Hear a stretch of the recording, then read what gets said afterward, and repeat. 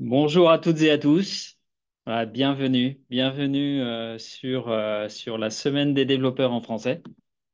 Voilà. En particulier aujourd'hui sur la journée qui est dédiée à Java. Voilà, merci pour votre temps, pour votre confiance. On va passer voilà, une super journée ensemble pour ceux qui seront disponibles. Vous savez que c'est un programme à la carte où vous vous connectez quand vous êtes disponible, quand vous le souhaitez. Le reste du programme, de toute façon, sera disponible après coup en demande. Eh ben, je suis ravi de vous accueillir. Je suis Patrick Lemartret, je suis directeur marketing pour les technologies donc chez Oracle France. Voilà, je vais vous accompagner dans cette première partie du programme ce matin. Voilà. On est vraiment content de vous proposer donc ce programme tout en français, comme vous le savez. Donc cette semaine des développeurs et développeuses, voilà, c'est un programme que l'on a construit avec des speakers, un peu de tous les continents, mais 100% en français, en allant chercher donc les experts là où ils sont. Pour essayer de vous donner le maximum d'informations, maximum d'actualités et de nouveautés. Euh, alors, pour démarrer ce matin, voilà quelques propositions que nous n'avions pas l'an passé. Effectivement, on a travaillé avec Oracle University pour vous proposer en fait un programme, un parcours, on va dire, un parcours de formation. Effectivement, vous allez écouter nos experts qui vont vous donner envie, vous faire découvrir des choses voilà, sur des temps assez courts.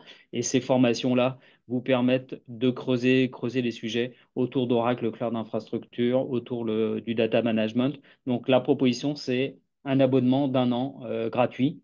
Et voilà, vous avez le QR code. Vous pouvez donc flasher ce code et vous inscrire, vous créer un compte, vous inscrire pour bénéficier de cet abonnement.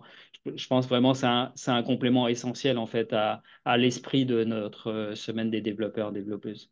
En bas également, vous avez une certification gratuite autour d'OCI Generative AI, voilà, disponible jusqu'à la fin du mois de juillet. C'est aussi une belle opportunité pour vous qui nous suivez sur la semaine des développeurs. Également, bien sûr, toute la journée, ces sessions-là, elles sont ouvertes à l'échange. On peut recueillir donc vos commentaires, vos questions sur cette channel Slack publique. Donc, vous avez le QR code aussi pour vous connecter. Voilà. Le hashtag, c'est DaveDays-French, n'est-ce pas? Pour une semaine tout en français, c'est tout à fait adapté. Voilà, donc c'est pour poser vos questions, mais nous également, on partagera pas mal d'informations donc, sur cette channel Slack, à commencer d'ailleurs par quelques sessions d'hier qui sont déjà disponibles en replay. Et puis, bah, nos experts répondront aussi à l'écrit. On ne pourra pas tout faire en live. Donc, nos experts vous répondront aussi à l'écrit sur cette channel Slack. Dès que l'opportunité est possible, bien sûr, je les ferai répondre en direct, mais il y a pas mal de choses qui peuvent se faire aussi à l'écrit après coup. Donc, cette semaine des développeurs, peut-être vous étiez avec nous hier, elle a commencé hier. En fait, elle se déroule sur 3 jours. Donc, hier, on a parlé de pas mal de choses autour de cloud natif et d'intelligence artificielle. On avait 8 sessions hier et aujourd'hui, c'est la journée Java. On va y venir bien sûr en détail. Il y a sept sessions qui sont prévues sur cette journée. Et puis demain, une journée qui est plus orientée sur les développements autour des bases de données avec l'intégration oui, des capacités d'intelligence artificielle qui nous intéressent particulièrement en ce moment. Donc voilà le déroulé. Je vous rappelle que c'est à la carte en fait et que voilà, vous vous connectez sur votre lien et à tout moment voilà, vous pouvez le quitter et revenir un peu plus tard dans la journée pour continuer à profiter du programme. Pour démarrer donc cette journée Java, on vous proposait en fait un point d'actualité. On va l'appeler comme ça, un point d'actualité donc sur Java. Et donc j'ai invité et ils ont accepté de participer donc à cette session d'ouverture. Bernard Traversat de Oracle, vice-président toute la partie développement Java basée à Oracle Corporation. Bonjour Bernard. Bonjour Patrick, très content d'être ici. Merci, hein, merci pour ta participation malgré le décalage horaire. Voilà, nous on est en début de journée, je crois que tu es plutôt en fin de journée. Et Euh, puis également José Pomar, voilà, qui est advocate autour de Java, que beaucoup d'entre vous aussi connaissent au niveau d'Oracle Corporation, qui vont nous accompagner sur cette session d'ouverture. Donc, José, je voulais commencer directement avec toi. Voilà, quelles sont un peu l'actualité Java 22, 23, quels sont les points à avoir en tête, à ne pas rater? Alors, j'ai envie de parler de trois versions en fait. Il y a la 21 qui est dite LTS, même si on peut discuter sur le terme, qui est sortie en septembre dernier et qui est probablement la version qui intéresse beaucoup les gens parce que c'est la version avec laquelle ils vont travailler sur les projets. La deuxième, c'est la 22 qui est sortie en mars. Et puis la troisième, c'est la 23 qui va sortir en septembre et dont on commence à voir les contours puisque on commence déjà à connaître le contenu et à voir les premières versions de la 23. Je crois qu'il y a un sujet, moi, qui pour moi est le plus excitant, j'ai envie de dire pour l'avenir, c'est le sujet des threads virtuels. Parce que pour moi, c'est un peu le top départ d'une forme de révolution sur la façon dont on écrit les applications réactives et dont on va voir les effets dans les années qui viennent, probablement plusieurs années qui viennent. Et puis il y a aussi une révolution qui est plus silencieuse, plus lente, qui arrive pas à pas, qui est la révolution du data oriented programming, qui va aussi avoir un impact extrêmement important, probablement comparable à l'impact des lambdas, quand les lambdas sont arrivés en Java 8, sur la façon dont on écrit les applications, dont on écrit le code. Mais ça, c'est quelque chose qui est plus lent, à mon avis, qui arrive plus lentement. Voilà. C'est les deux sujets majeurs pour moi en ce moment. Donc, il y a les dates à retenir en particulier. Tu parles de septembre. Alors, Strat Virtuel, c'est des finales en 21. Ce sera la partie concurrente, concurrence structurée et en temps preview en 22 et le sera encore en 23. Pareil pour les scope value. Le data oriented programming, ça a commencé en 17 en fait avec les records et puis on a eu les types scellés, on a eu le pattern matching et le pattern matching. Donc il y a pas mal de choses qui sont en finale en 21, en 22.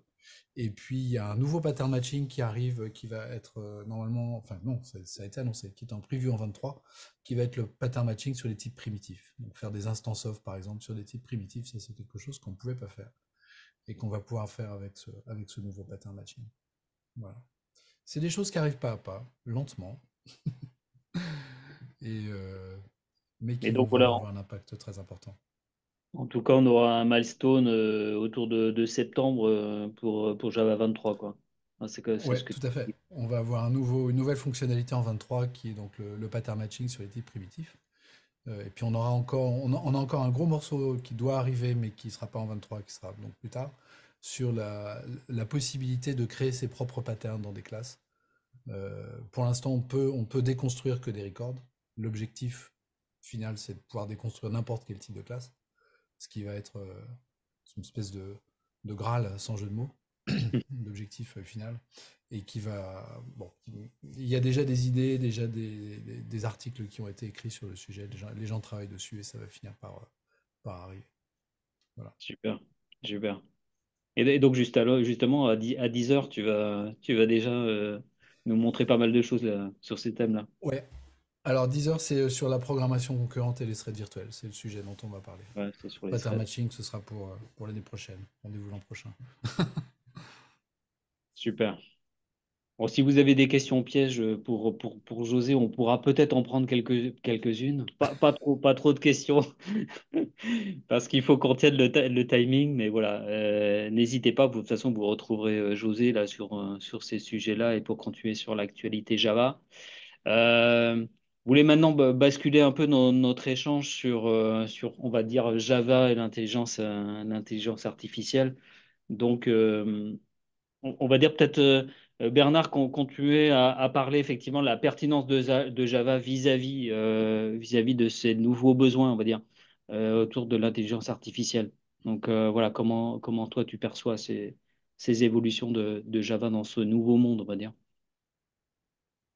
mais oui, donc on va voir une révolution qui sera réelle, disons, c'est quelque chose qui va arriver. Je pense qu'il va y avoir beaucoup de changements au niveau, on va voir beaucoup plus de code qui va être généré. La duplication de code est quelque chose qui va devenir beaucoup moins cher. Il va y avoir cette modification qui va être très importante du rapport entre le code lu par rapport au code qui est écrit, puisqu'il y aura beaucoup plus de code qui sera généré. Et en fait, ça va être un grand avantage pour Java parce que Java permet d'exprimer d'une certaine manière tous les algorithmes ou la programmation qui, en fait, depuis des années, on a passé beaucoup de temps pour s'assurer que le code Java pouvait être lu parce que souvent les développeurs qui ont développé les applications sont partis. Les applications Java tournent pendant des années, donc c'est très important que le code soit maintenable et soit facile à lire. Il va y avoir une plus grande importance pour que la vérification du code, qu'en fait que le code qui a été généré fait ce qu'il est censé faire, de grands défis pour sécuriser. La propagation de virus va être beaucoup plus grande du fait que maintenant le code qui est généré peut contenir des virus. Donc on va pouvoir mettre pas mal de choses en place. Au niveau de la plateforme, disons, on a, je dirais, il y a deux gros projets, trois projets à suivre. Disons, projet Panama qui est déjà là, qui permet, on a complètement revampé, renouvelé l'interaction de Java avec les couches natives, quelque chose qui est très important pour l'IA, parce qu'il y a beaucoup des librairies natives, et on veut, disons, simplifier l'accès de ces librairies à travers Java. Et puis les deux projets, les deux gros projets que l'on travaille, qui est le projet Valhalla, qui est vraiment l'unification des objets primitive type pour s'assurer une meilleure représentation des Java objets en mémoire, mais aussi, disons, euh, va permettre aux développeurs de pouvoir créer leur propre représentation numérique. Comme le savez, disons, les modèles IA généralement tournent avec une taux de représentation qui est beaucoup plus dense. Disons, on passe avec des modèles actuellement qui tournent avec des floating point 32. On va sûrement passer dans les floating point 16, floating point 8. Et donc, l'un des avantages de Vala, c'est de pouvoir permettre à nos développeurs de pouvoir créer ces représentations numériques et puis laisser la JVM générer le code maximum pour ces applications. Et enfin, le dernier, qui est un nouveau projet que l'on a fait, qui est d'une importance et non essentielle pour l'IA, c'est le projet Babylone. Où alors là, on va, disons, pousser vers l'unification, parce que ce que l'on voit actuellement au niveau des architectures CPU, on va avoir ces architectures hybrides où il y aura CPU, GPUs qui peuvent accéder à la mémoire, mais non de la même manière. Et l'un des gros avantages que l'on a avec la technologie de la plateforme Java, c'est qu'on génère le code dynamiquement. Donc, ce que l'on va faire avec Babylon, c'est pouvoir créer un modèle d'exécution qui va unifier le code de génération pour les CPU et les GPUs. Actuellement, les développeurs qui veulent utiliser les GPUs doivent faire ça en développant du code très bas. Il faut des experts.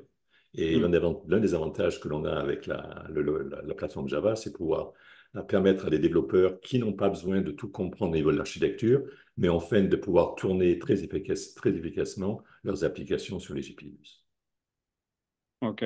Et ça veut dire que justement, dans les équipes Java, il faut que tu fasses des formations particulières à ces évolutions-là pour qu'ils soient Non, prêts. non, ce qu'on va faire, c'est on va pouvoir, disons, on a introduit les lambdas et on aura, disons, au niveau de la plateforme, on va pouvoir dynamiquement générer l'exécution de ces lambdas, soit sur la CPU, si en fait, disons, le modèle d'exécution est le plus optimum sur la CPU, ou on va basculer complètement dynamiquement sur la GPUs. Et donc, c'est quelque chose que les développeurs n'auront pas à prendre en compte. Disons, ça a été un peu depuis le début la plateforme Java, avec ce qu'on a fait avec la gestion de mémoire, où on s'est dit que bon, c'est trop compliqué pour les développeurs de pouvoir gérer leur mémoire, donc on a créé les collecteurs de mémoire. Et ce qu'on fait avec Projet Babylone, c'est un peu la même direction, où on veut créer une couche d'abstraction qui est très importante, qui permettra aux développeurs de ne pas devoir comprendre comment les GPU marchent. D'accord. Il va avoir les bénéfices, hein, mais il sera effectivement accompagné, quoi. Complètement C'est accompagné. ça. Assisté, quoi. Et l'autre avantage que l'on a avec Java, c'est que vous pouvez écrire un programme Java il y a 10 ans, disons, le code qui va être exécuté va être dynamiquement avec la JVM et notre JIT dynamique, pouvoir prendre en compte les nouvelles avancées qui sont faits au niveau des nouvelles instructions dans les CPU et les GPUs. Vous n'avez pas changé votre code. La JVM génère automatiquement, prend en compte les nouvelles fonctionnalités qui sont nouvelles sur ces CPU pour vous donner la meilleure exécution possible. Ok, super, super. Je sais pas, José, tu voulais réagir aussi à ces sujets, j'imagine? Ça, c'est un truc qui est vraiment magique en fait avec Java, c'est que du code qui a été écrit il y a 15 ans, qui n'a pas été réécrit, qui n'a pas été recompilé, et si vous transférez d'une JVM à l'autre, magiquement, puisque la JVM est plus performante, les compilateurs just-in-time, les garbage collectors sont plus performants, tout est plus performant, magiquement le code va tourner 10 fois plus vite, quelquefois plus que ça. Ça c'est c'est un pari qui a été fait il y a 30 ans par les gens qui ont créé Java et dont on continue à tirer les bénéfices aujourd'hui. Ce qui est en fait assez extraordinaire, quoi. Pour les gens qui ont programmé du C et du C++, ils voient très très bien les bénéfices qu'il y a avec ce genre d'approche. Ouais, tout à fait. Et Donc, c'est quelque chose que l'on voit même au niveau des architectures. Disons, on va avoir beaucoup plus de nouvelles architectures que plein de compagnies sont en train de développer. Et en fait, disons, il va y avoir beaucoup plus de diversité dans ces architectures. Et donc, c'est là, disons, une valeur ajoutée que l'on aura avec la plateforme Java, c'est qu'on va pouvoir targeter du code d'une manière la plus optimisée possible sur toutes ces différentes architectures.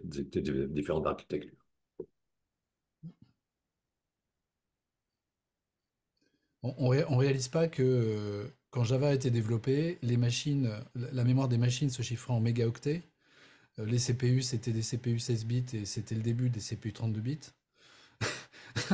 Et qu'il y avait à peine de l'Internet. Et malgré tout ça, Java a pu suivre toutes ces évolutions. Ce qui pour l'avenir, enfin je veux dire pour quelqu'un qui est encore à l'école, quelle que soit cette école, hein, université, UT ou quoi, faut bien constater que cette évolution, elle a été possible. Et donc cette évolution dans le futur, elle va continuer à être possible. Donc investir dans l'apprentissage de cette plateforme et la maîtrise de cette plateforme, c'est un pari qui a déjà été gagnant pour plusieurs générations de développeurs et qui va continuer à être gagnant dans le futur, sans aucun doute, sans aucun problème. et si on se focalise sur le développeur en lui-même, le développeur aujourd'hui, là, il peut déjà se faire accompagner par des ateliers IA pour générer du code, pour être plus, on va dire, plus performant, on va dire, dans son quotidien, dans ses applications, le développement de ses applications.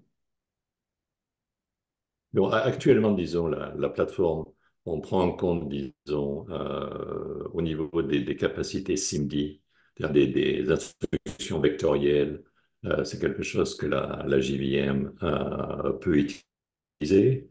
Au niveau des GPUs, on n'est pas encore là, disons. On travaille à fournir les capacités pour l'exécution de GPUs. Vous pouvez faire ça actuellement à travers la couche Panama.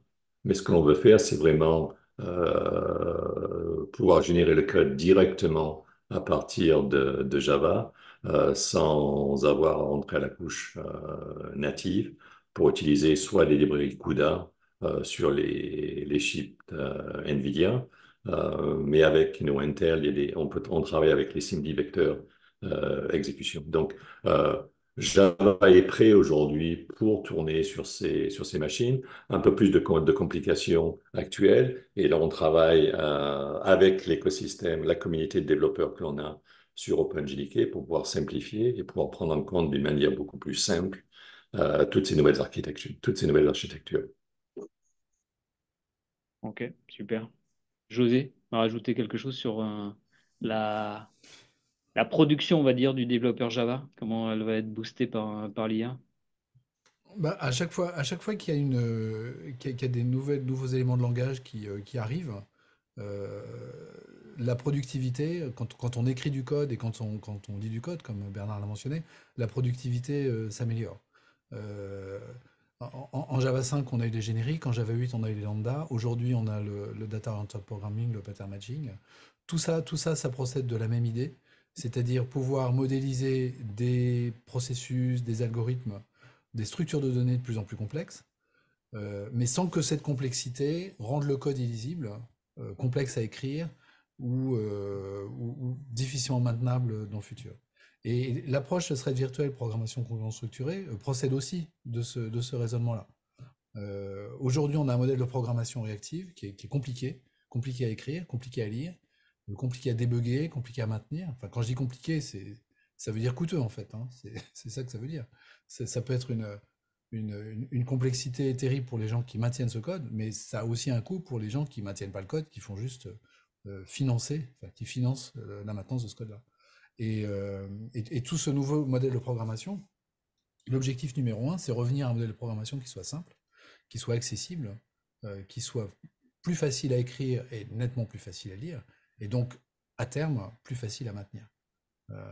Un code maintenable, c'est un code qui peut vivre des années. Le code legacy, la dette technique, c'est des choses qui font que des modules ou des projets entiers, dans lesquels de l'argent est investi, bien sûr, vont partir à la poubelle parce qu'ils sont plus maintenables. Et ça, c'est très coûteux. C'est ce qui est le plus dans le cycle de vie d'une application d'un module logiciel dans un grand SI, c'est ce qui est le plus coûteux. Le plus coûteux, c'est quand on peut plus maintenir un module parce que c'est devenu trop coûteux, précisément qu'il faut le décommissionner et le réécrire. Alors, si la justification de la réécriture, c'est les services qui rentrent sont plus d'actualité ou il faut les rendre différemment ou quoi, ok, ça c'est raisonnable, c'est l'évolution du business. Mais si la raison c'est ah ouais, plus personne comprend ce qui se passe là-dedans, on peut plus le maintenir, donc il faut qu'on le réécrive mieux, et voilà, ça c'est une décision qui est terrible à prendre et qui est Ouais. très coûteuse. Donc l'objectif c'est d'éviter ça. L'objectif c'est d'éviter ça. Et en fait, tout est prêt pour faire ça. La plateforme évolue, les performances évoluent. Donc, si le code est correct et écrit de façon lisible, etc., il n'y a pas de raison de le décommissionner, en fait, puisque ces performances vont s'améliorer grâce aux évolutions des performances, à l'amélioration des performances de la JVM. Ouais, j'y Y vais. compris quand on va chercher les structures SIMD, des CPU, les, les jeux AVX, enfin les instructions AVX assembleurs, etc., que la JVM sait aller chercher sans qu'on ait besoin de le dire dans le code. Donc c'est magique, hein, c'est génial. Et si tout ça, si la barrière c'est que le code n'est pas lisible, là il y a un réel problème. Donc fournir aussi des possibilités syntaxiques pour écrire du code plus lisible et utiliser des modèles de programmation qui soient maintenables dans le temps, ça fait partie aussi du rôle de la plateforme Java. Des rôles qui est rempli plus que bien par les évolutions récentes. Et c'est vrai que cette complexité, c'est quelque chose qui va devenir très important au niveau de l'IA, du fait qu'il y aura beaucoup plus de code qui va être généré, du code aussi qui va tourner sur des services qui seront extrêmement importants. Disons, ce qu'on va voir, c'est que et donc, tout ce que vous faites dans la journée va être contrôlé par des systèmes IA. Donc, avoir du code qui est moins complexe veut dire qu'il sera beaucoup plus facile de pouvoir construire des applications qui vont pouvoir nous aider à s'assurer que le code fait les bonnes choses, pouvoir raisonner sur le code qui a été généré sans avoir du code qui est très complexe, qui sera très difficile à débugger. Donc, c'est en fait la partie où moi je pense que Java aura un rôle énorme à jouer. Parce que, disons, au niveau des écosystèmes développeurs, surtout au niveau des entreprises, ils nous savent très bien que le code qu'ils écrivent en Java, c'est un code qui est maintenable, c'est un code qui est beaucoup plus facile à comprendre, un code qui est plus facile à s'assurer en fait qui font, qui font les bonnes choses. Euh,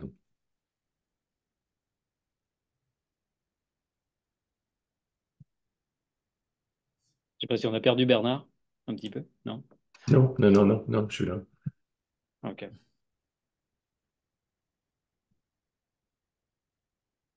Mais il va y avoir aussi, disons, et donc, ce qu'on voit à la fin, disons, c'est que Java, c'est l'un des premiers langages qui est utilisé dans les entreprises. Donc, disons, l'un des atouts très importants avec Java, c'est qu'il y a déjà une ubiquité de cette technologie dans l'entreprise. Une technologie qui est bien connue, qui est fiable et robuste. Une technologie, comme José a mentionné, qui pourra s'intégrer avec des décennies d'investissements qui ont été faits par les entreprises. Euh, le fait aussi, comme on a discuté, que les performances de Java vont être mais non très bonnes, disons au niveau soit des CPU ou des GPUs. C'est une plateforme qui pourra scaler. Un des projets qu'on n'a pas mentionné, c'est le projet ZGC, qui est le collecteur de mémoire. On a travaillé sur un nouveau collecteur qui permet actuellement de pouvoir tourner avec des latences de moins Mm. d'une milliseconde. C'est-à-dire qu'en fait, disons, tous les problèmes de post-time et non sont partis. Mais aussi, une des grosses valeurs de ce collecteur ZGC, c'est de pouvoir s'assurer de pouvoir gérer des heaps de multi-terabytes. En fait, on a des clients déjà qui tournent avec ZGC en multi-terabytes. Euh, Netflix, disons, a passé tous les streaming services qu'ils utilisent pour générer toutes les vidéos à travers le monde. Maintenant, tourne sur JDK 21 avec ZGC, donc qui vous donne un peu le sens de la scalabilité de ZGC. Et je pense que ZGC va pouvoir s'assurer, quand les développeurs vont vouloir tourner sur des modèles LLM de petabytes, de pouvoir s'assurer qu'on peut gérer toute cette mémoire. Au niveau de la sécurité, en fait, le gouvernement américain, disons, a passé une mémo il y a quelques mois pour pousser sur l'utilisation de langages qui manègent la gestion de mémoire, comme Java. Quelque chose d'extrêmement important, les risques sont énormes. L'organisation NIST aux États-Unis maintient une base de données de toutes les vulnérabilités qui ont été trouvées à travers le monde. Si vous regardez les rapports, plus de 80% de toutes les vulnérabilités se trouvent dans les services qui sont écrits dans des langages où la gestion de mémoire est gérée par les développeurs. Donc, cette bascule en utilisant un système de programmation où la gestion de mémoire est faite par le runtime, et Java est vraiment le langage et le runtime qui est le plus avancé au niveau de la gestion de mémoire. Et enfin, disons, on sait très bien que les coûts d'exploitation, parce qu'à la fin, bon, les modèles que vous tournez actuellement sont très chers. Il va y avoir, disons, quand ces modèles vont passer au niveau des entreprises, une demande énorme de pouvoir réduire les coûts d'exploitation. Ouais. Et en fait, je pense, disons, actuellement, on est dans cette étape de transition, et on a vu ça dans le passé, où les nouvelles technologies, disons, quand elles commencent à être déployées dans les entreprises, se transforment. Et je pense qu'on rentre maintenant dans l'ère IA 2.0, comme on a vu, où il va y avoir, disons, une reconstruction de nouveaux modèles qui vont être écrits. Et disons, la position de Java va être essentielle parce que les entreprises, toutes tournent leurs applications Java. Au niveau des big data, toutes les données des entreprises sont gérées avec Java. Et donc, ça va pouvoir, cette osmose avec les modèles IA va se faire. Et on a de nouveaux projets qui sont développés comme LangChain 4G, et disons, qui fournir des API Java qui peuvent être utilisés directement par les développeurs Java pour utiliser ces nouveaux modèles LLM, IA, ML. Donc, je pense que Java se trouve dans une bonne place. Les innovations que l'on fait vont permettre de pouvoir de continuer l'avancée de Java dans le monde de l'IA. Super, super, ouais, super perspective. Bien, merci beaucoup. Merci, merci Bernard. Merci José. José, on te retrouve quelques minutes. Voilà. Et Bernard, on te retrouve bien sûr dans l'après-midi pour ta session autour de l'intelligence artificielle. Merci, merci à vous deux. Merci, merci à tous de nous suivre.